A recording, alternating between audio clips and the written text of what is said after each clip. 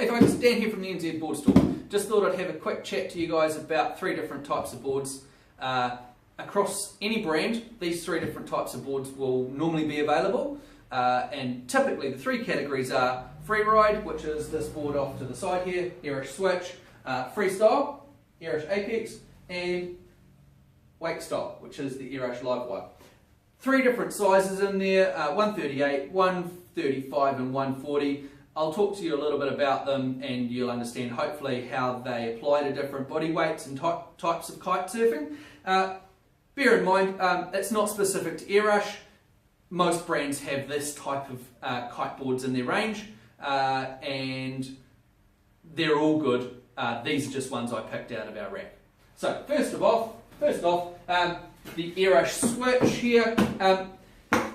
Characteristics of a freeride board, which is what this is a nice soft flex to it. Typically it's not super hard. It's got slightly narrower tips, front and back here. The rocker on it's nice and mellow. It's not super aggressive rocker. It'd be anywhere between sort of 45 millimeters from the tip to the floor and say 25 millimeters from the tip to the floor. Below that it's typically a light wind board. Anywhere between sort of 39, depending on the size, and 42 centimeters wide. For body weights, typically this size 138 by 41 would normally pick out someone about 80 kilos to ride a board this size. If you're down in the 70s, would possibly pick out a small board of 135. Good all-round sort of performance for a board like this. You'd expect this type of a board to run really nicely in chop. It's really nice and quick. It's not super poppy, but you can run it quite fast, and it's quite forgiving. So it's a really comfortable board to ride if you don't kite in ideal conditions like, Cook Island lagoons or something like that. It's a really nice board in that regard. Other things that people might decide they like this for, it can be used as a twin tip in waves quite nicely because of its sort of softer, flexier feel. It rides quite nicely like that. So that's the just the ERush Switch, but most brands again have a board like this in their range. So next board is more of a freestyle board. So freestyle board, characteristics of a freestyle board.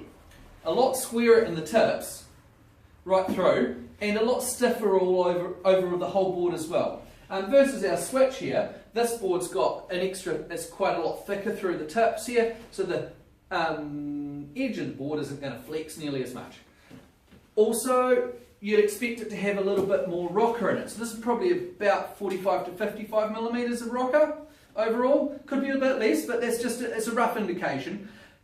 What is the extra rocker going to do? The extra rocker is going to help you load and pop when you're unhooking. Also, it's going to make the board turn around corners a bit nicer because it's got this curve already put into it. The downside to the wider tips is it might splash you in the face a little bit more. Not as comfortable in the choppy water then, you might say. Very true. What the designers typically try and do is make the board a little bit more rocker with the wider tips. Helps lift the tip of the board out of the water. I'll show you like this. So it stops the water splashing you in the face.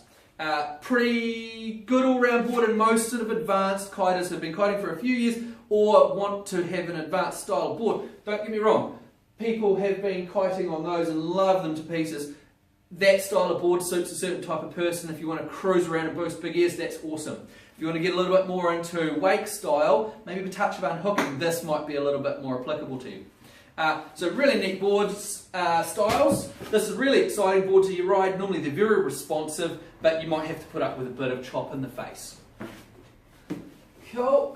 Next style of board is a full-blown wake style board. So this would be considered our most aggressive board in the shop.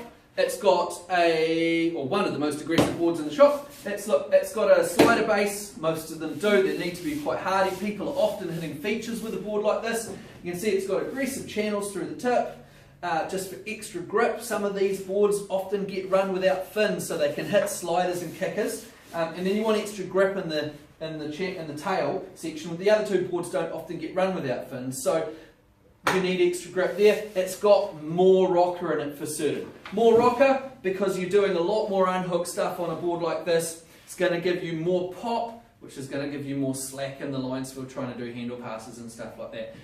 Also, you might notice this has got a much squarer outline than the other two boards. Squarer outline gives you more area to push off when you're doing that pop. Does help you go upwind a little bit, but boards of this type generally have quite a lot of rocker. The downside to rocker, why don't they just put it in every board? Downside to rocker is it generally tends to make the board ride a bit slower. It sucks a bit of power out of the kite, so you need to be powered up a little bit more.